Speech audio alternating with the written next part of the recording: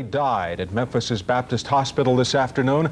Doctors say he died of respiratory failure. The 42-year-old Presley had been hospitalized several times in recent years for an eye problem and for exhaustion. For those of us who grew up with rock and roll music, Elvis Presley was the king. And all around the world tonight, millions of people are saddened because the king is dead. Presley is dead at the age of 42, and we're going to have a look at his career right after this. Presley was taken from his Graceland mansion to Baptist Hospital in Memphis this afternoon. He was transported by ambulance and was described as being in serious condition. Presley died just a short time ago from what hospital officials call respiratory distress. Presley had been hospitalized several times in recent years for a variety of health problems. This is a scene from the Presley film, Loving You. It's hard to believe, but Elvis made films like this for almost 20 years. He played a major role in American popular music since the mid-50s. Cam, recently there have been stories about people waiting in line 2 or 3 days just to get tickets to his concerts. Second, about 2:30 this afternoon by Joe Esposito, his road manager. Attempts to revive him at home and at Baptist Hospital, both were unsuccessful today. Apparently it was a heart attack. He was found at his home in Memphis, not breathing. His road manager tried to revive him. He failed. A hospital tried to revive him. It failed. His doctor pronounced him dead at 3 o'clock this afternoon. The end, at an early age, of one of the two most spectacular careers in the history of American entertainment, the other being Frank Sinatra's. Long after he became an institution, here's how Presley looked and sounded on an NBC television special 4 seasons ago.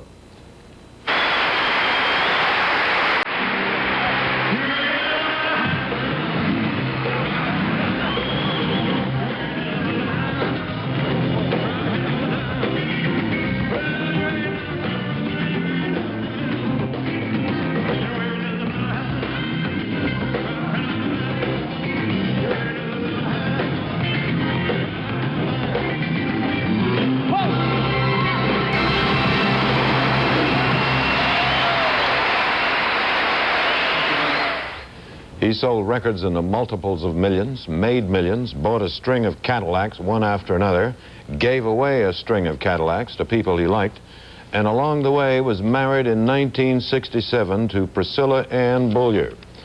The very symbol of sex for all those hundreds of thousands of teenagers was married only once, and then relatively late. They had one child, a daughter, and the marriage did not last very long. It ended in divorce.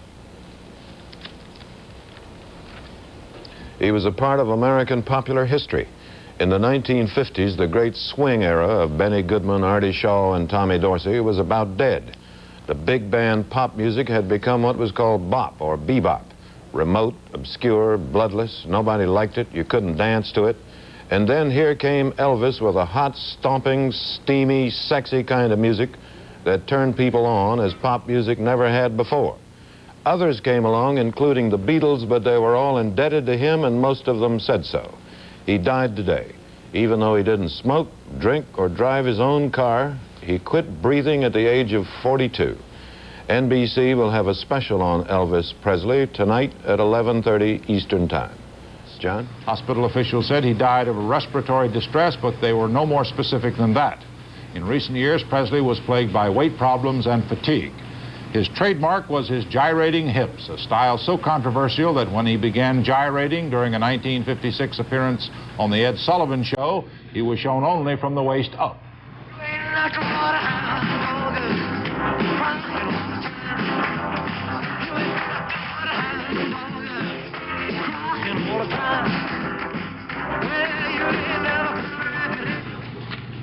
That song, Hound Dog, was one of the Presley records that sold 1 million copies, and there were more than 30 of them. And tonight, a spokeswoman for the Memphis Police Department said detectives were investigating, quote, the strong possibility that Presley's death was a result of an overdose of drugs. News that Elvis Presley is dead at the age of 42. It was a severely irregular heartbeat. No drugs involved, they say. Here was a man who was such a public figure that he had to spend his entire life in private. Presley started his own career. Behind him, Elvis went on to worldwide fame. Millions of dollars, a career that you know as well as I do. In his most recent appearances, it was obvious that Elvis was overweight and out of condition. He worried about it. He went into a hospital just 4 months ago and came out with a clean bill of health. And he was just about to start again on a big concert tour. They found him dead in his home at Memphis at about 2 this afternoon.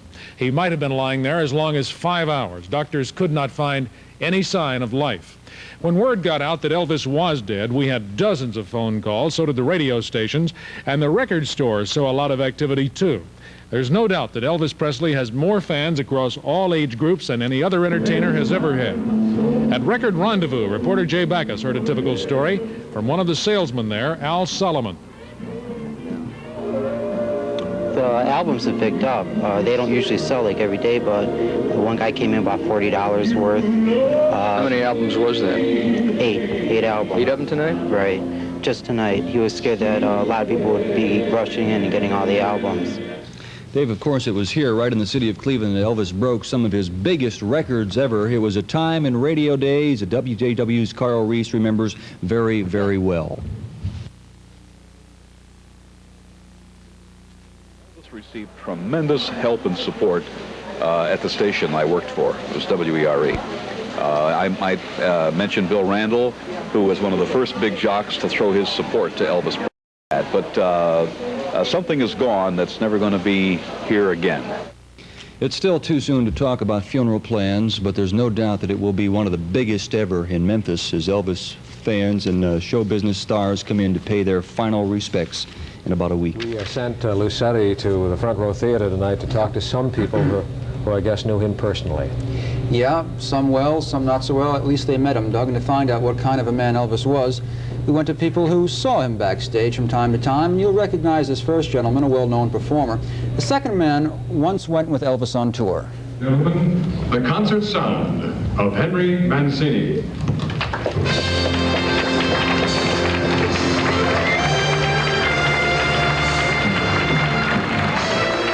And I met him on the set once at Paramount. He was doing one of his many films, and very nice man. We got a very good impression from him, and I think it's a very, in a way, it's like comparing it to the losing of, let's say, Louis Armstrong in his field, in the jazz field, because just because the rock field isn't that old doesn't mean that it doesn't have that penetration. He was a great guy. He was just a nice, very nice, gentle person, and very generous, both with his, excuse me, with his time, monetarily. Back in the early 50s, Elvis once got an unexpected chance to sing Blue Suede Shoes on the Ed Sullivan Show. You see, another singer who was scheduled to appear that very night was in a car accident.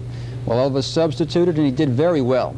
But he never forgot that other singer, a fellow named Carl Perkins. He never became very famous. Elvis helped Perkins' career whenever he had the chance. Doug? Thank you, Lou, and you too, Adele. And NBC will have a special program on the life of Elvis Presley this evening at 11:30, immediately following our program. We told you doctors in Memphis now say that Elvis Presley died today as the result of an erratic heartbeat or heart attack brought on by undetermined causes. They say an autopsy shows no evidence of any illegal drugs in his system. Elvis Presley was one of twins. His brother Jesse died at birth. His mother Gladys also died of heart failure at age 42. He sold 400 million records, and while Clevelander Alan Freed coined the term rock and roll, Elvis Presley defined it as a blend of rhythm and blues and country music. In spite of recent serious weight problems and an eye disorder that required hospitalization, Elvis Presley remained one of the top attractions in show business. He sold out wherever he played.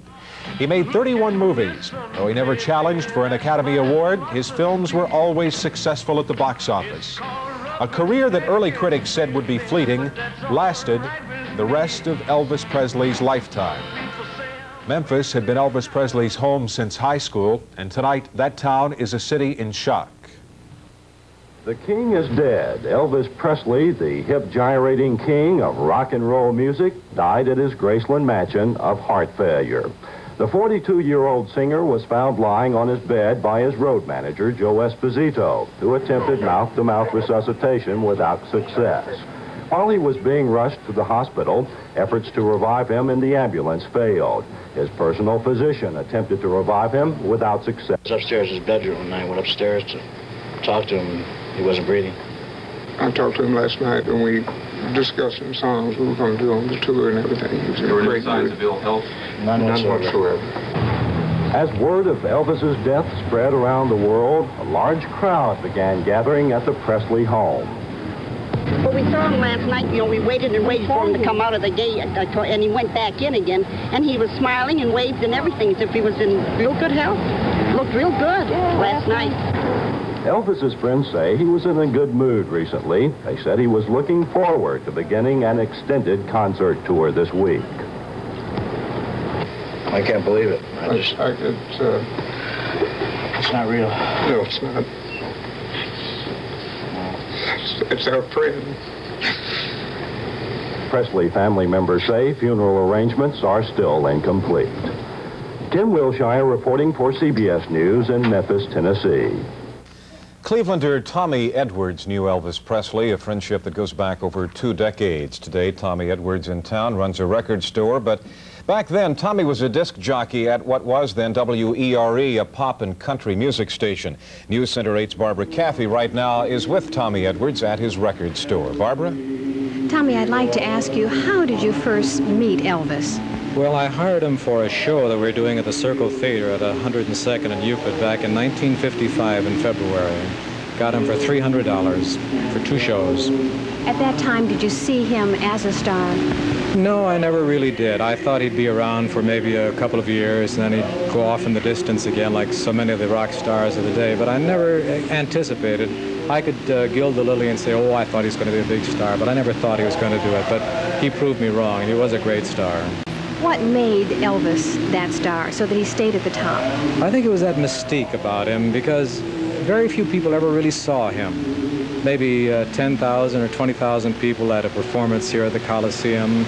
You never saw him on TV except in movies. And it was a kind of a mystical thing. And I think Americans always love somebody who has made a success of himself. And he certainly made a success of himself.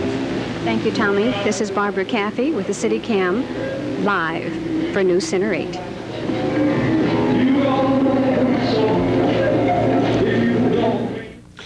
The word fan comes from fanatic, and that's exactly what Gary Frank is when it comes to Elvis Presley.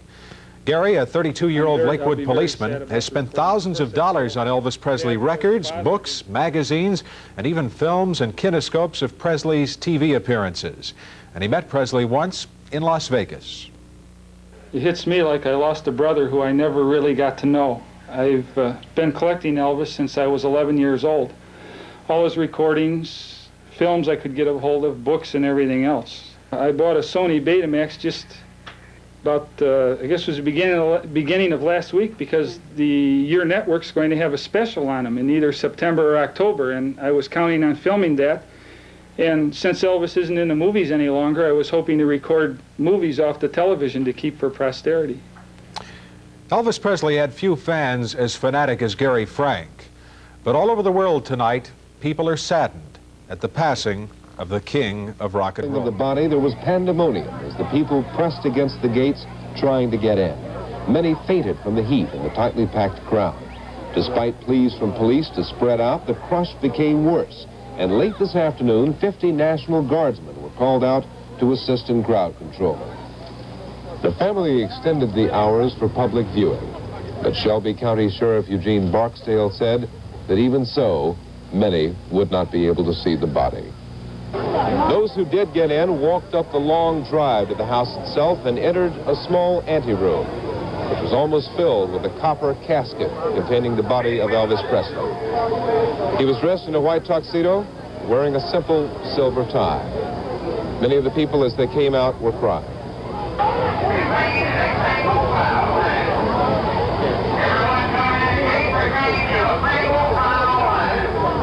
Tomorrow afternoon at 2 o'clock, private funeral services will be held at Graceland. Then the funeral procession will move up the street Memphis named after its most famous citizen to a mausoleum at Forest Hill Cemetery. Jackson Bain, NBC News, in Memphis. It was the classic American success story. Poor boy from small town rises to top. The town, Tupelo, Mississippi. The boy, Elvis Aaron Presley, the son of Vernon and Gladys Presley, born here in 1935. As news of his death began to spread, people started bringing flowers to his birthplace, a modest two-room house. The women of the local garden club operate the Presley home as a tourist attraction. They say that to the people of Tupelo, Elvis was more than just a popular singer. He was representative of the American dream. Our idea in opening this house to the public was to show that impossible dreams can still come true, that miracles do still happen, that from humble beginnings, people are still able to make something of themselves if they have the desire. A lot of Tupelo people will be at Elvis Presley's funeral tomorrow. They feel they owe him a lot. He gave them something to brag about. George Lewis, NBC News, Tupelo, Mississippi. Thank you, and good night for all of us at NBC News. Outlets here, and 6 were completely sold out of Elvis records. The other 2 had very few left. In one store, a woman bought every Elvis record in stock. Her bill, almost $300. There's no doubt that the 42-year-old singer was the king of rock and roll, and apparently still is. 8,000 people are waiting in a vigil outside the mansion. Here's how it was in Memphis today. Memphis police today escorted the body of Elvis Presley from a funeral home through city streets to Graceland, Presley's 14-acre estate. When they caught sight of the police-escorted motorcade, hundreds of Presley's waiting fans ran to try to catch a glimpse of the coffin as it was returned to the mansion through a back entrance. Some had maintained a vigil for hours in front of a wrought iron gate and along the 10-foot-high brick wall surrounding the estate. Others had driven hundreds of miles to get here and were caught in a traffic jam on Elvis Presley Boulevard in front of the mansion. I'm here to see Elvis for the last time. What was your reaction when you heard the news? I was very sad. My whole household was very sad. Afternoon temperatures rose into the 90s. The scheduled viewing of Presley's body was delayed an hour. The crowd grew and people began fainting. A small stream of fans was finally permitted to enter the mansion, but cameras were prohibited. Angered by what they termed ill treatment by the authorities, the crowd became unruly and officials threatened to cancel the public viewing. Meanwhile, relatives and close friends have been invited to attend private funeral services for Presley tomorrow. Ed Rabel, CBS News, Memphis. TV preacher Rex Humbard of Akron will deliver the eulogy at Presley's funeral tomorrow. Humbard says he spent considerable time in tearful prayer with the singer, most recently last fall when they met at Presley's request and discussed the Bible and prayed. Humbard says Elvis appeared to be a man cramming for the last big exam. CBS and TV8 will air an Elvis Presley special narrated by Charles Kuralt right after News Center tomorrow night at 11:30.